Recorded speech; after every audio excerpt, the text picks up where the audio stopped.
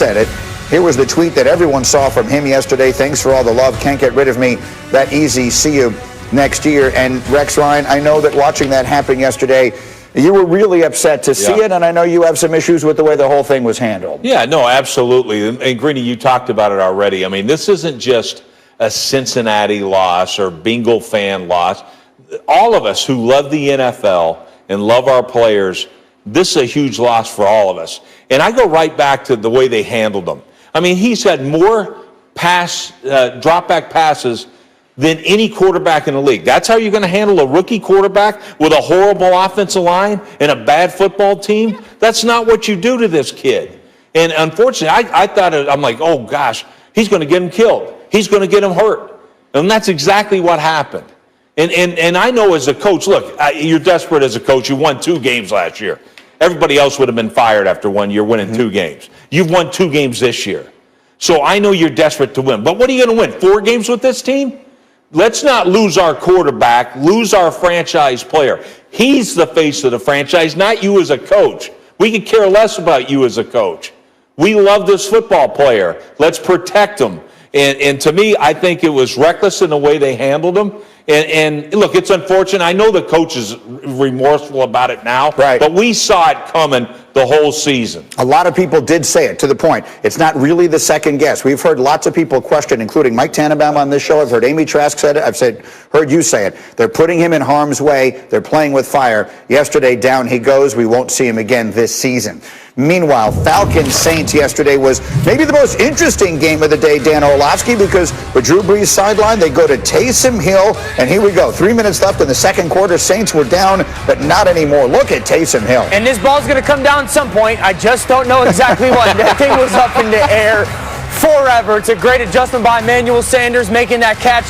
Then the fumble ensues. I had absolutely no idea what was going to be the ruling on this play, but the Saints took their shot downfield. That's a great adjustment by Emmanuel Sanders to catch that punt.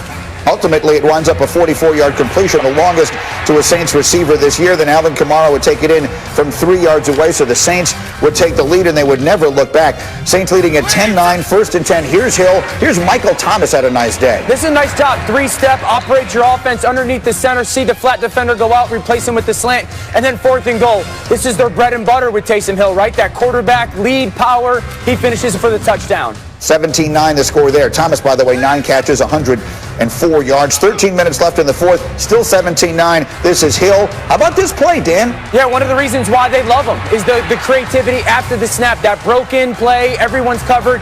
I can use my athleticism to go make a play. And then the Greeny, their defensive line just hunted yesterday. You saw sack after sack after sack married with their coverage on the back end. Yeah, so the storyline going in clearly was the decision to go with Taysom Hill. The storyline coming out, more than anything, as well as he played, was the Saints' defense and just how thoroughly dominant they were in this game. And so let's talk about that. Ryan Clark, if they're going to play defense like that, regardless of who the quarterback is, are the Saints the best team in the NFC? Listen, I'm not going to say they're the best team with Taysom Hill. We need to see a little more. So I'm not going to jump off that bridge right now, but golly, they're going to be hard to beat.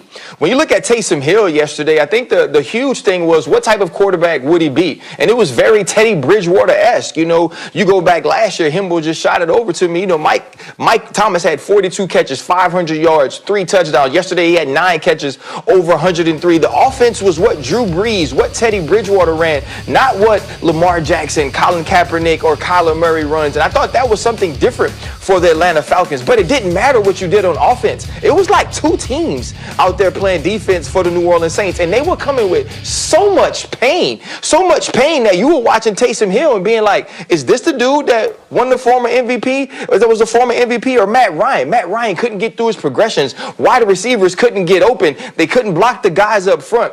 This Saints defense was the reason people picked them to win the NFC South at the beginning of the season. It's the reason they were Super Bowl contenders. And when you watch what they did against Tampa Bay a few weeks ago, when you see what they did against Atlanta yesterday, this is not a team you want to play. And now having Quan Alexander, who Green Bay should have tried to get, gives them the best duo of linebackers in the NFC South, in the NFC as a whole. And this team is going to be tough down the stretch. Rex, you were telling us that you saw something from them on the sideline that suggested to you the Saints defense is ready to go. Oh, yeah, I knew they were feeling it. I looked over there, Demario Davis, you know, he's sitting over there dancing. And it's like a 3 or 4 point game, and they're just on the sideline. And it reminded me of, and I'm sure Ryan's been there too, because we've been part of historically great defenses, but they kind of had that feel. And to me, it's like you don't even care if your team turns the ball over. You just want to get back on the field. Right. We used to have a saying that, hey, look, whatever happens is just more TV time for us. And you can't wait to get on the field. And that's how that defense played. And they keep playing like that, nobody can beat them. Very quickly, Dan, how about the quarterback play? Give us 30 seconds assessment. Taysom Hill, his performance, and what it means going forward. Yeah, really, the destination was the same as when Drew Brees runs this offense. Just the journey looked different. They had the same results. It just looked very different. It wasn't the efficient operation, ball out all the time, but it was a little bit more of Taysom Hill moving in the pocket, some under center play action pass, pushing the ball downfield. So it looked different getting there, but at the end of the day, the results were the same. They scored points. They moved the football. And the reality was this, Greeny. All week the question was, can Taysom Hill operate as a quarterback in the NFL from the pocket? The answer